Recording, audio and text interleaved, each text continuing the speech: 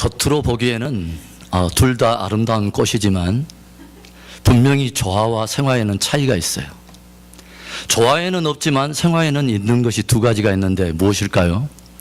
그 하나는 생명이 있다고 하는 것입니다. 조화는 아무리 화려하게 보이지만 생명이 없기 때문에 자라는 것이 없어요. 그러나 생화에는 생명이 있기 때문에 거기는 자라고 성장하는 것이 있습니다. 조화에는 없지만 또 생화에 있는 것 또 다른 하나는 바로 향기입니다. 조화는 아무리 아름답지만 거기에는 향기가 없어요. 그러나 생화에는 독특한 향기가 있죠. 국화는 국화만의 향기가 있고 또 장미꽃은 장미만의 독특한 향기가 있어서 이 특유한 냄새를 맡고 벌들이 날아들고 나비들이 날아서 거기에 맺혀 있는 꿀을 빨아먹습니다. 이 생화 안에 생명이 있고 그 독특한 향기가 있듯이 예수 그리스도를 마음에 품고 소유한 사람은 예수 생명이 있고 예수 향기가 있는 것입니다. 송구 영신 예배 드린 지가 엊그제 같은데 벌써 올해 4분의 1이 지금 지나가고 있습니다. 우리는 연초에 올해 표를 믿음의 진보를 보이라는 이 표를 걸고 함께 성숙과 성장을 우리는 도모하고 있습니다. 그래서 이쯤에서 우리가 과연 나는 오늘 믿음의 성숙을 하고 있는가, 그리고 나는 어떻게 믿음의 진보를 보이고 있는가를 한 번쯤 생각해보는 시간을 가지려고 합니다. 그런데 먼저 생각해 봐야 할 것은 저와 여러분이 무엇을 향하여 성숙하고 있느냐 하는 것입니다.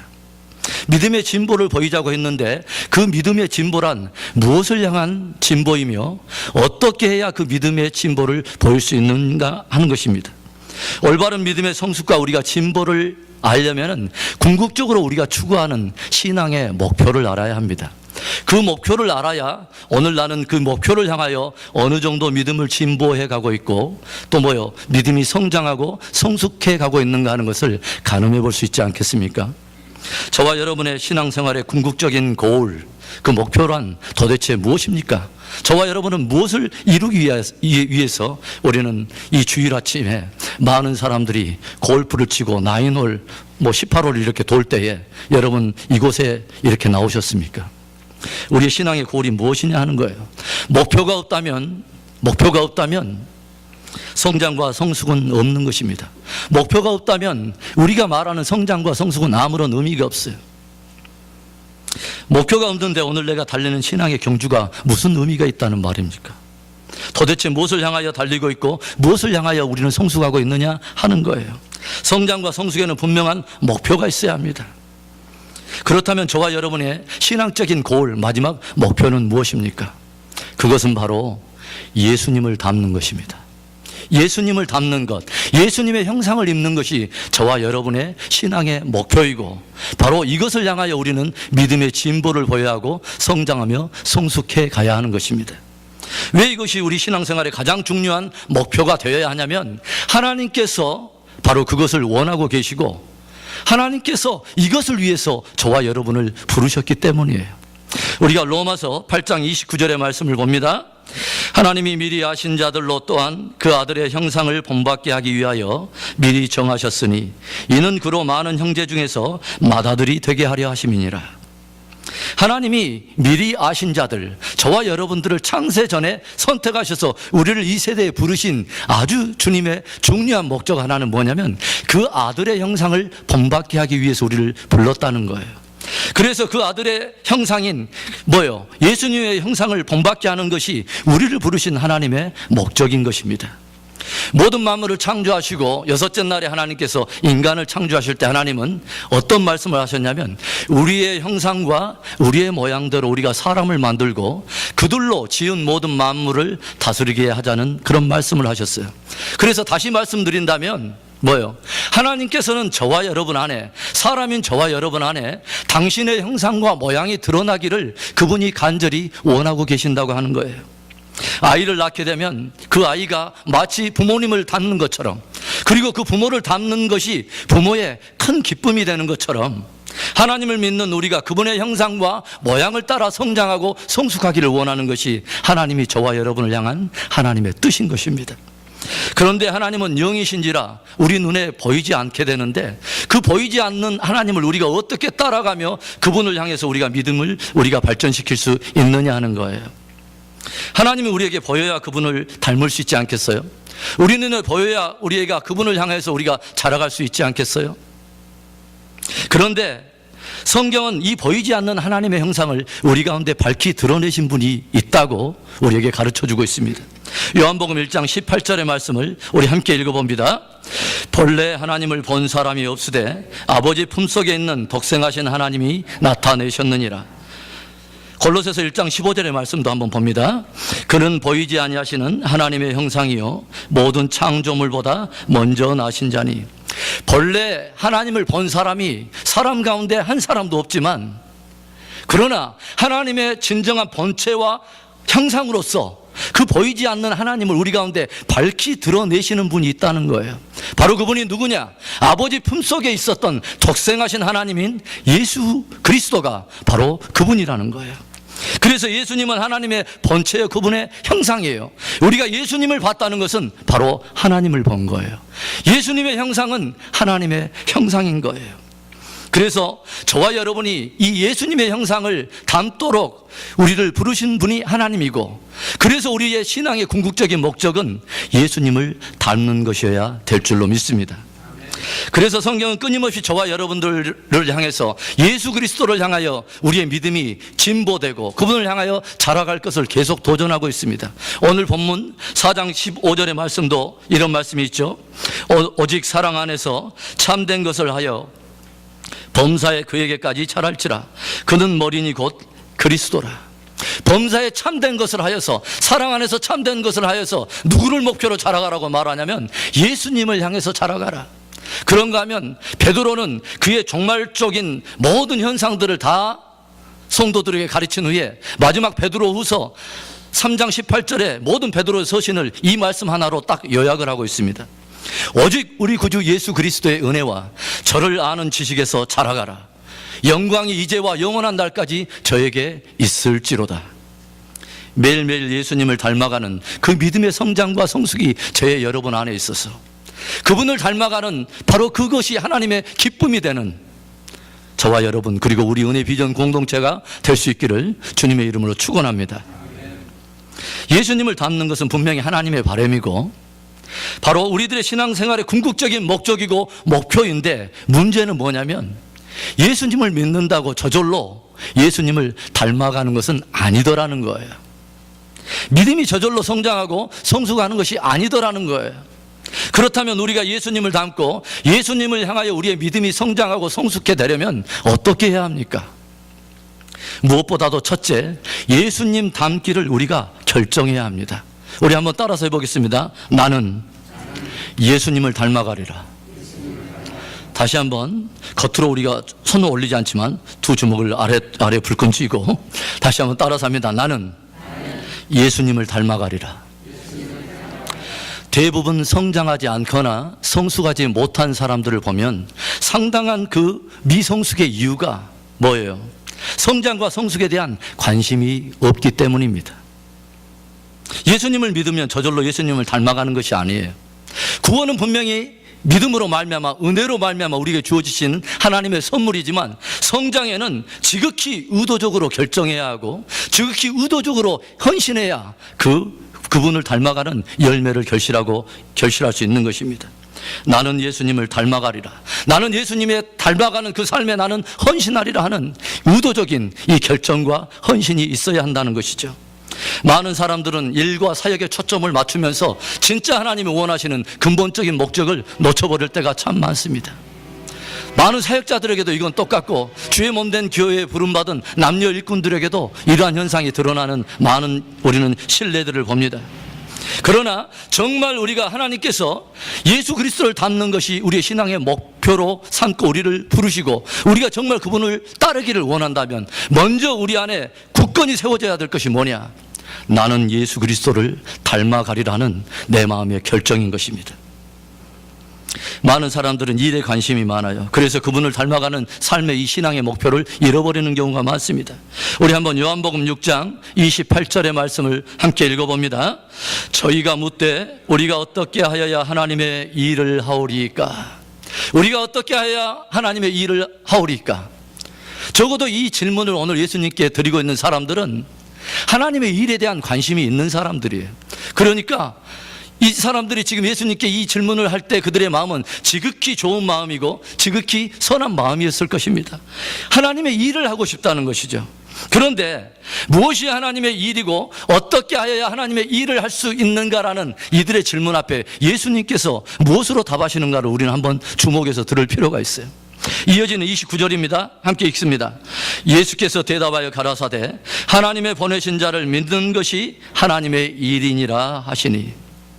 하나님의 일이 뭐라고요? 하나님의 보내신 자를 믿는 것이 하나님의 일이라고 주님은 말씀해요. 어떤 사역적이나 성취의 개념보다는 주님은 관계적인 지금 용어로서 이 말씀에 대답을 주고 있는 것입니다. 다른 종교는 몰라도 기독교에서 말하는 믿음은 관계적인 용어입니다. 만약에 관계가 없이 믿음이 있다고 하는 것을 추구한다면 그것은 기복적인 신앙일 거예요. 그 대상이 예수든 알라든 상관없이 나에게 복만 주면, 내가 받을 것만 받으면, 기브 앤 테이크 관계로서 관계가 맺으면 그걸로 끝이 나는 거예요. 그러나 내가 믿는, 우리가 믿는 기독교의 하나님, 우리가 닮기를 원하는 예수님은 인격을 가지고 계시고 그분은 관계 안에서 저와 여러분이 더욱 깊어지고 그분을 닮아가기를 원하시는 것입니다. 이것이 없이는 저절로 우리의 믿음이 성장하고 성숙할 수가 없다고 하는 것이에요.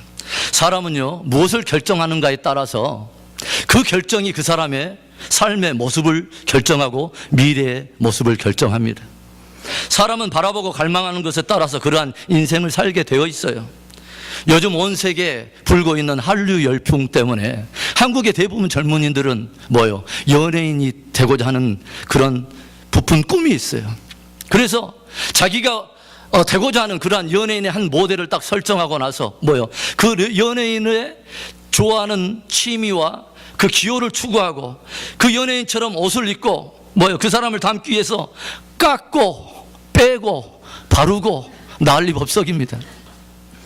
연예인이 될 것을 결정하다 보니까 그 사람을 바라보고 그 사람을 갈망하고 그러한 인생을 추구하며 살게 된 거예요.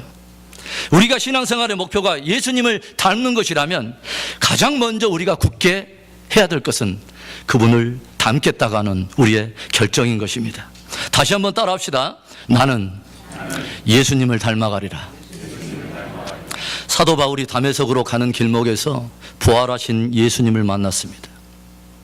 그리고 그 인생에 정말 평생을 울며 돌아다녀도 충분치 않을 하늘을 두루마리 삼고 바다를 먹물 삼아도 그의 인생에 하나님을 향한 찬양이 부족할 만큼 그 큰 인생의 그 대반전을 경험한 사도 바울이 그 이후에 평생에 그가 원했던 간절한 갈망 하나가 있었습니다. 빌립보서 1장 20절의 말씀입니다. 함께 고백해 보겠습니다. 나의 간절한 기대와 소망을 따라 아무 일에든지 부끄럽지 아니하고 오직 전과 같이 이제도 온전히 담대하여 살든지 죽든지 내 몸에서 그리스도가 존귀되게 하려 하나니. 아멘. 나는 간절한 기대 하나가 있어. 나에게는 정말 내 인생의 모든 것을 걸고 달려갈 그러한 소망의 기대가 하나 있어. 전에도 내가 그래왔고 지금까지 내가 그래왔듯이 살든지 죽든지 내 몸을 통해서 예수 그리스도가 드러나는 것, 바로 그것이 내 유일한 소망과 기대야. 예수님을 통해서 나를 드러내는 것, 나는 예수님을 닮고 싶다는 거예요. 나는 예수 생명으로 살고 싶다는 거예요. 그런 바울이 저와 여러분에게 도전하는, 이런 마음을 품으라고 도전하는 말씀이 있어요. 2장 5절의 말씀을 계속 봅니다. 너희 안에 이 마음을 품으라. 곧 그리스도 예수의 마음이니. 원어적인 의미로 본다면 예수님의 마음이었다함과 같이 너희의 마음도 그러하기를 원한다는 말입니다. 사도 바울이 뭐요? 나는 예수님의 마음을 담고 싶고 예수님의 마음이 내 마음이고 내 마음이 예수님의 마음과 같이 되기를 원한다는 거예요. 그런 사도 바울이 그의 삶을 통하여 끊임없이 추구했던 삶의 목표는 이것이었습니다. 빌립보서 2장 12절 내가 이미 얻었다 함도 아니요 온전히 이루었다 함도 아니라 오직 내가 그리스도 예수께 잡힌 바 된 그것을 잡으려고 쫓아가노라. 내 삶의 목표는 예수 그리스도의 어떠하심과 같이 되는 것 딱 하나다. 그분을 사로잡는 것이 내 삶을 사로잡고 그분의 마음을 내가 품고 내가 살든지 죽든지 나를 통하여 그리스도가 드러나 내가 주님을 깊이 담는 것이 내 삶의 소망이라는 거예요. 사랑하는 사람들 사이에 공통점이 있습니다. 그게 뭐냐면은 서로가 점점 닮아간다는 것이죠. 그리고 서로가 닮기를 정말 간절히 원한다는 거예요. 부부가 오래 살면 서로가 닮는데요. 옆에 보세요. 한번 닮았는지. 처음에는 낯선 남녀가 서로 다른 배경에서 자라와서 함께 만났습니다. 그런데 어느 순간에 동그라미 그리려다 무심코 그린 얼굴이 갑자기 그 인간이 나오면서 그 사람과 깊은 마음을 나누게 되고 함께 살고 싶은 거예요. 그래서 삶을 공유하게 되고 앞날의 비전과 걸어갈 꿈을 함께 공유하고 그러면서 함께 닮더라는 것이죠. 아브라함이 하나님께로부터 비전을 받아서 열방과 열국을 품는 열국의 아비가 되니까 그 안에 살아도 아브라함 속에 있는 비전을 함께 공유하고 함께 꿈꾸면서 열국의 어미인 사라가 되더라는 거예요. 브리스길라가 주 예수 그리스도에 대한 복음의 열정에 사로잡히고 그 열정에 타오르다 보니까 그네 아내인 아굴라도 함께 그 나누는 열정을 함께 공유하면서 복음의 귀한 일꾼이 되더라는 거예요. 성경에 보면은 부부가 함께 이렇게 아름답게 닮아가는 모습을 우리에게 많이 보여주고 있어요. 물론 아나니아와 삽비라처럼 전혀 엉뚱한 것에 궁합이 맞는 사람들도 있지만 성경은 예수님을 교회의 머리라고 말하고 교회를 그의 신부, 그의 또는 몸이라고 말합니다. 예수님은 신랑이고 교회와 성도는 그의 신부라고 말을 합니다. 사랑하는 관계는 서로가 함께 있기를 원하고 서로를 닮기를 원하는 거예요. 신부의 최고의 갈망은 신랑과 함께 있는 것이고 그것이 신부가 신랑을 위해 해야 될 가장 크고 중요한 일인 것입니다. 사랑하는 성도 여러분, 예수님을 닮는 것은 저와 여러분의 신앙생활의 가장 궁극적인 목적과 목표입니다. 예수님을 닮아가리라. 이 귀한 표대가 저와 여러분이 평생에 달려가야 하고 평생에 붙들어야 될 귀한 믿음의 표대가 되어서 성장하고 성숙한 믿음을 통해서 하나님께 영광을 올려드리고 하나님의 기쁨이 되는 저와 여러분 될 수 있기를 주의 이름으로 축원합니다. 우리가 예수님을 닮고 예수님을 향해서 믿음이 성장하고 성숙해 되려면 또 어떻게 해야 합니까? 둘째로 예수님의 말씀을 따라야 합니다. 우리 다시 한번 따라합니다. 나는 예수님의 말씀을 따라가리라. 우리가 신앙생활을 하면서 가장 경계할 것 중에 하나는 그릇된 열심입니다. 그릇된 방향을 향해 열심을 갖는 것처럼 위험한 것, 그리고 모든 일을 다 행한 후에 공허해지는 것은 없습니다. 마치 방향 없이 싸우는 것처럼 그릇된 열심은 우리에게 공허함을 남겨주는 것이죠. 신뢰할 수 없는 것을 바탕으로 결정을 내리고 그것에 열심을 기울이는 것은 주님께서 우리를 부르신 예수님을 닮아가는 삶의 열매를 맺지 못하게 만드는 오히려 장애가 될 때가 있습니다. 저와 여러분의 믿음에는 분명히 믿는 내용이 있습니다. 막연한 자기의 확신이나 자기가 느끼는 감정이 믿음이라고 생각한다면 그것은 잘못된 것입니다. 올바른 믿음은 무엇에 대한 믿음이냐면 바로 말씀에 대한 믿음인 것입니다. 우리는 말씀이 없이는 절대로 믿음이 성장할 수 없어요. 이 말씀은 저와 여러분이 예수님을 닮아가도록 하기 위한 기초적인 양분이 되고 우리의 양식이 되기 때문입니다. 예수님께서 이 땅에서 살면서 그분이 살아가시는 이 땅을 살아가는 삶의 원칙을 함축적으로 담고 있는 성경 구절 하나가 있습니다. 요한복음 15장 10절의 말씀입니다. 읽어봅니다. 내가 아버지의 계명을 지켜 그의 사랑 안에 거하는 것 같이 너희도 내 계명을 지키면 내 사랑 안에 거하리라. 예수님을 사랑하는 것은 곧 그분의 말씀을 깊이 듣고 그분의 말씀을 묵상하고 새기고 지켜가는 것입니다. 사랑하는 사람들은 서로의 말에 깊이 귀를 기울여요.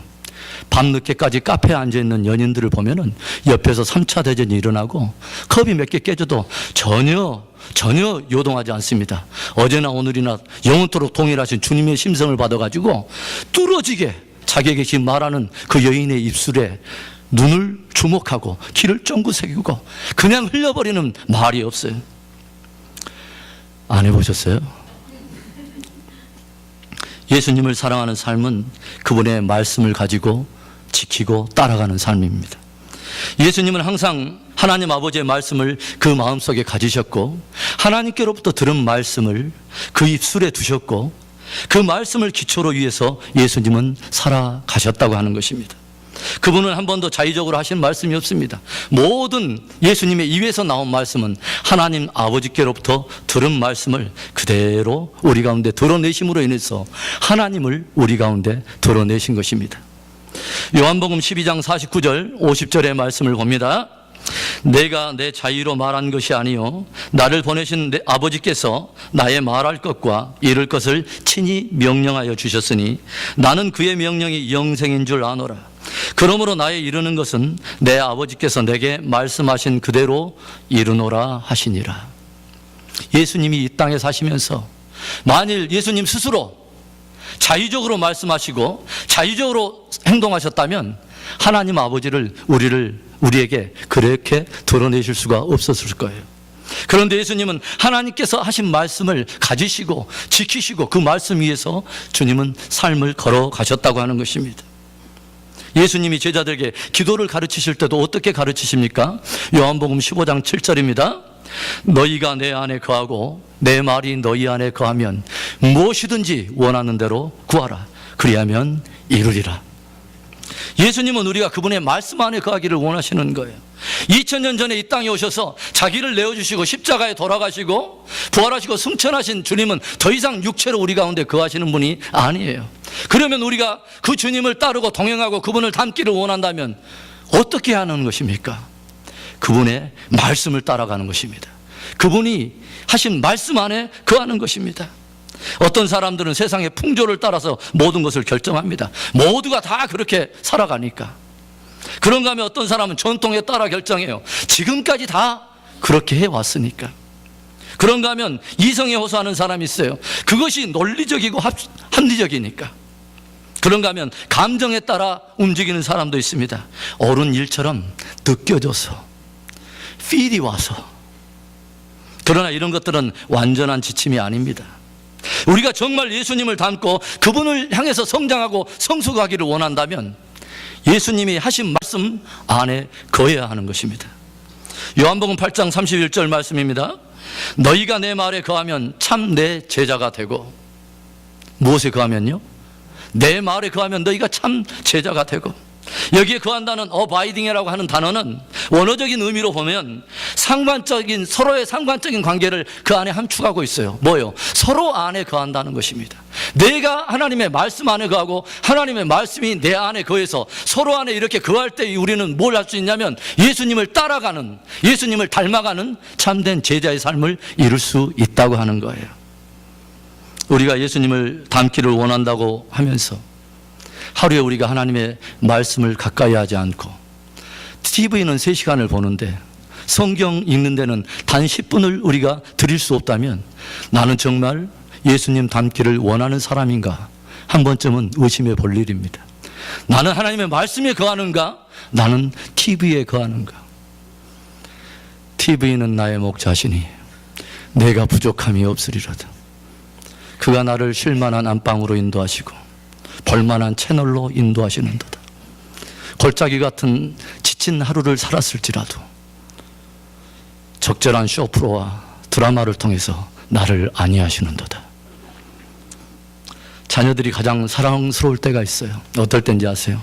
자기가 무엇인가를 고민하고 결정해야 될 그 순간에 부모님에게 그 뜻을 물으러 올 때가 저 같은 경우는 가장 사랑스럽더라고요. 자기 인생의 어떤 길을 고민하고 또 어떤 관계 안에 어둠이 있을 때 그 자녀가 그 문제를 마지막 결정할 수 있는 어서러티를 와서 부모님 앞에 그것을 내어드릴 때 부모의 마음은 더없이 행복하고 그 자녀가 너무 사랑스러운 것이죠. 아버지는 무엇이라고 말씀하시는가를 듣고 싶은 거죠. 아버지의 의중은 무엇이고 아버지의 마음은 무엇이고 아버지의 입에서 나온 말이 무엇인가를 귀를 기울여서 청종하겠다는 것입니다. 아버지의 마음을 헤아리고 그 말씀을 듣고 따를 때 그 아들은 점점 아버지를 닮아가는 것입니다. 내가 내 자유로 말한 것이 아니라 나를 보내신 아버지께서 내게 이르신 말씀, 내게 명령하신 그 말씀을 내가 내 입에 두어서 그것을 내가 너희에게 이르노라. 왜냐하면 아버지께서 내게 주신 그 명령이 영생인 줄을 내가 알기 때문이다. 저와 여러분이 예수님의 말씀을 왜 우리 마음에 둡니까? 그분의 말씀이 진리이기 때문이죠. 그분의 말씀이 생명이기 때문이죠. 그분의 말씀만이 내가 걸어가야 될 참된 길이 되기 때문에 우리의 마음속에 품게 되는 것입니다. 예수님이 이 땅에 오실 때 말씀이 육신을 입고 오셨다고 우리는 말을 해요. 그 말씀이 육신을 입고 오셨을 때 그 말씀이란 누구의 말씀을 말하는 것입니까? 바로 하나님 아버지의 말씀인 것입니다. 하나님의 말씀을 입고 이 땅에 오신 예수님이 하나님의 형상으로서 하나님을 드러낸 것처럼 우리가 예수 그리스도께서 하신 말씀을 우리가 육체 가운데 입을 때 우리를 통해서 예수님은 드러나는 것입니다. 우리가 자주 부르는 찬양 중에 참 좋은 그 찬양 가사가 있어요.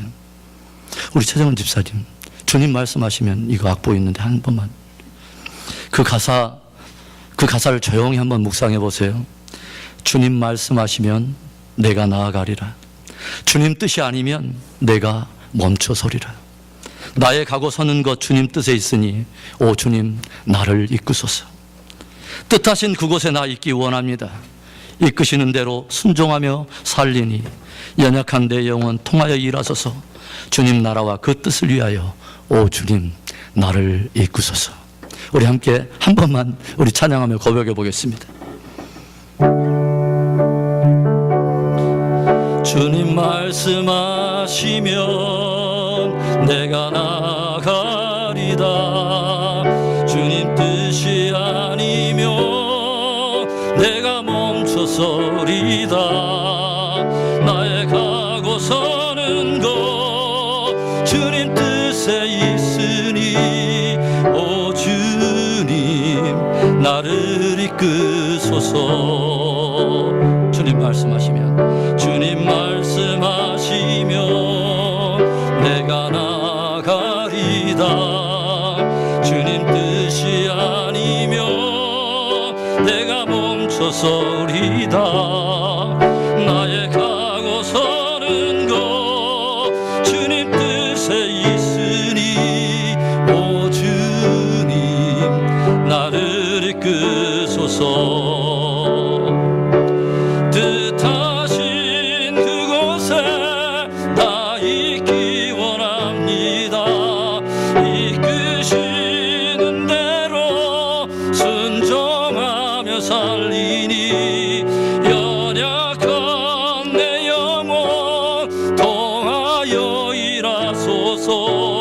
주님 나라와 그 뜻을 위하여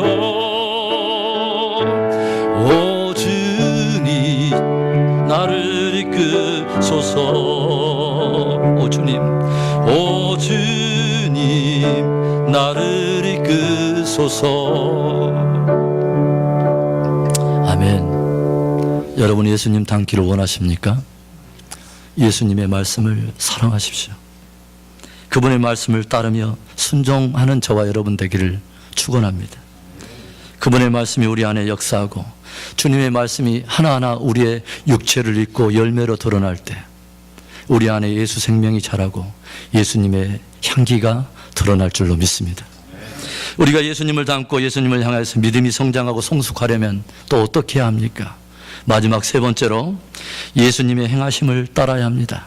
우리 한번 따라서 해봅시다. 나는 예수님의 행하심을 따라가리라. 예수님께서 자의적으로 말씀하지 않고 하나님께서 말씀하신 그 말씀을 가지고 말씀하심으로 인해서 하나님을 드러낸 것처럼 예수님께서는 한 번도 또 자의적으로 행하지 않고 하나님의 행하심으로 하나님을 우리 가운데 드러내셨습니다.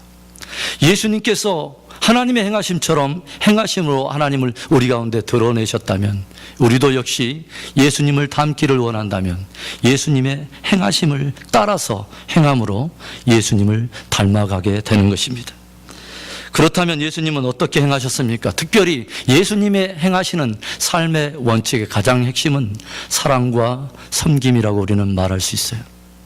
기독교는 여러분 종교나 철학의 어떤 그런 원리가 아니에요. 기독교는 구체적인 관계와 삶의 방식에 관한 것입니다.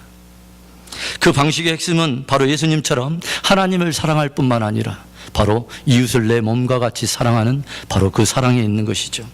로마서 15장 2절과 3절의 말씀을 봅니다. 읽어봅니다. 우리 각 사람이 이웃을 기쁘게 하되 선을 이루고 덕을 세우도록 할지니라. 그리스도께서 자기를 기쁘게 하지 아니하셨나니. 예수님께서는 자기를 기쁘게 하는 삶을 살지 않으셨다고 우리에게 말을 합니다. 그래서 그분을 따르고 그분을 닮기 원하는 우리도 이웃을 기쁘게 하고 선을 이루고 덕을 세우는 것이 마땅하다는 거예요. 예수님은 하나님의 아들이시지만 그분에게 부여된 모든 능력과 권세와 권위와 힘과 축복과 또 여러 가지 기회들을 통해서 자기를 기쁘게 하는 삶이 아니라 하나님과 사람을 기쁘게 하는 삶을 사셨던 것을 우리는 깊이 새겨볼 필요가 있어요. 사도 바울이 세운 교회 중에 가장 문제가 많았던 교회 하나가 있습니다.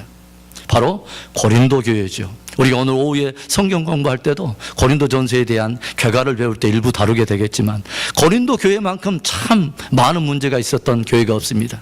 마치 비성숙한 어린아이의 모습을 보는 것처럼 그러한 많은 요소들이 고린도 교회 안에는 여러 가지로 드러나고 있는 것을 봅니다. 거기에는 파당과 분쟁이 있었어요. 아볼로파, 우리는 아볼로파야. 그렇구나. 야, 우리는 바울의 말씀이 너무 좋던데 바울파야 우리는.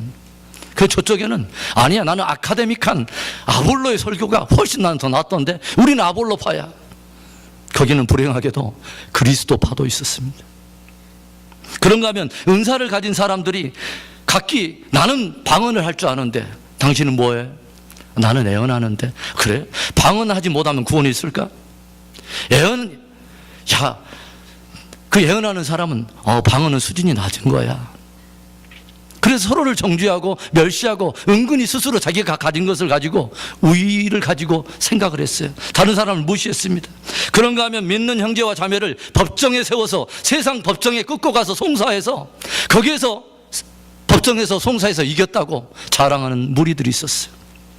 그런가 하면 어떤 큰 믿음을 가졌다고 하는 어떤 한 형제는 우상에게 드려진 음식을 자기는 먹을 만한 큰 믿음이 있다고 자랑하면서 그 먹은 음식 때문에 무너져가는 믿음이 약한 형제를 전혀 개의치 않고 자기가 가진 자유만, 자기가 가진 어떤 축복과 기회만 누리고 자기만 기쁘게 하고 자기의 덕을 세우는 그런 성숙치 못한 사람들이 있었다고 고린도 교회에서는 이것을 기록하고 있어요. 모두가 자기 중심적이고 개인주의적이고 이기적인, 그래서 자기만 기쁘게 하는 어린아이 같은 이 믿음을 사도 바울은 경책하면서 고린도전서 13장에 딱 들어오면서 이 모든 문제를 사랑의 원리 속에서 딱 정리하며 11절에 이런 의미 있는 말을 저희에게 들려줍니다. 11절의 말씀입니다. 함께 읽어볼까요? 내가 어렸을 때는 말하는 것이 어린아이와 같고 깨닫는 것이 어린아이와 같고 생각하는 것이 어린아이와 같다가 장성한 사람이 되어서는 어린아이의 일을 버렸노라. 우리가 정말 성장하기 위해서는요, 어린아이의 일을 버려야 되는 거예요. 우리가 정말 성숙하기 위해서는요, 어린아이의 생각을 버려야 되는 거예요. 어린아이의 일을 버려야 우리는 비로소 장성한 자의 분량을 향해서 우리는 한 걸음 한 걸음 우리는 나아갈 수 있게 되는 것이에요. 사랑에는 온도가 있다고 말을 합니다. 그래서 사랑의 온도가 올라가고 따뜻한 공동체는 사람들이 몰려든대요. 그리고 사랑의 온도가 높은 사람 가까이에는 항상 사람들이 그 그늘 아래 깃들이기를 좋아한대요. 그러나 사랑의 온도가 영하로 내려가고 싸늘한 그러한 공동체는 사람이 점점 흩어지는 거죠. 그러한 사람 가까이는 그 누구도 오려고 하지 않는다는 거예요. 한때 성공의 감독이 되기를 꿈꾸었던 사무엘 브랭글이라고 하는 이 청년이 성공의 감독을 꿈꾸면서 자기의 신앙 경력을 단지 신앙 경력을 하나 쌓기 위해서 영국에 있는 십자군 전도대에 구세군 그 본부에 신청을 해서 대서양을 건너서 영국으로 들어갔습니다. 그런데 이때 당시에 이 구세군 대장이었던 부수 장군이 처음 왔던 이 브랭글이라고 하는 청년에게 처음으로 요구했던 그 지시사항은 여기에 있는 모든 훈련생들의 군화를 닦으라고 하는 명령이었습니다. 그런데 이 명령을 들은 브랭글이라고 하는 청년이 잠옷 속으로 낙심하면서 내가 대서양을 건너와서 이곳까지 와서 내 꿈을 펼치기 위해서 왔던 이 나의 비전의 이 갈망이 오직 훈련생들의 군화 정도 내가 닦으려고 여기 왔는가 하면서 낙담하고 실망한 것이죠. 그런데 그러던 그가 어느 날 환상 하나를 봅니다. 그 환상은 무식한 어부들의 발 위로 자신의 허리를 굽으시고 그 어부들의 발을 씻어내는 예수님의 환상을 본 것입니다. 그리고 이 환상을 본 브랭글이라고 하는 청년은 눈물을 글썽이면서 바로 옆에 놓았던 그 훈련생들의 군화 하나하나를 자기 앞에 놓으면서 사랑의 마음을 가지고 닦기 시작합니다. 비로소 예수님의 행하심을 따르게 된 것입니다. 평생을 그 아들을 돌보면서 거리의 사람들을 섬겼던 한 사역자에게 그 이웃이 찾아왔습니다. 당신은 한 번도 당신보다 더 잘 사는 사람들, 더 훨씬 가졌다고 하는 사람들, 아니면 높은 지위를 가진 사람들이 당신은 부러웠지 않습니까? 그들을 한 번도 부러워하신 적이 없습니까? 그러자 그 사람은 빙긋이 웃으면서 이런 대답을 남겨줬답니다. 허리를 굽히고 섬기는 사람에게는 위를 쳐다볼 시간이 없답니다. 허리를 숙이고 섬기는 사람에게는 위를 쳐다볼 시간이 없답니다. 예수님의 모습을 닮은 사람이겠죠. 컬럼비아 신학교 스티븐 올포드 박사에게 신학생들이 와서 물었습니다. 교수님, 좋은 크리스찬 리더는 어떤 리더입니까? 저희들은 모두 뛰어난 리더가 되고 싶은데 뛰어난 리더란 어떤 리더일까요? 이때 잠잠히 생각하던 노 교수가 입을 열어서 이런 메시지를 그들에게 들려줍니다. 뛰어난 리더가 되는 비결, 먼저는 무릎을 꿇으십시오. 그리고 당신의 눈에 눈물이 흐르게 하십시오. 그리고 깨어진 심장으로 사람을 사랑하십시오. 예수님처럼. 우리가 예수님을 닮아간다고 하는 것은 그분이 행하시는 그 삶을 따라간다고 하는 것이죠. 한 배를 타고 있다고 예수님을 닮는 것이 아니라 그분의 삶 속에서 그분이 행하셨던 그 행하심을 우리가 따라갈 때 우리의 삶의 흔적에 예수 그리스도의 생명이 드러나고 예수 그리스도의 향기가 피어나면서 우리 안에서 예수 그리스도가 존귀히 드러날 줄로 믿습니다. 오늘날 세상은 예수님 닮은 사람을 보기를 원하고 예수님을 따라가는 공동체를 보기를 원하고 있습니다.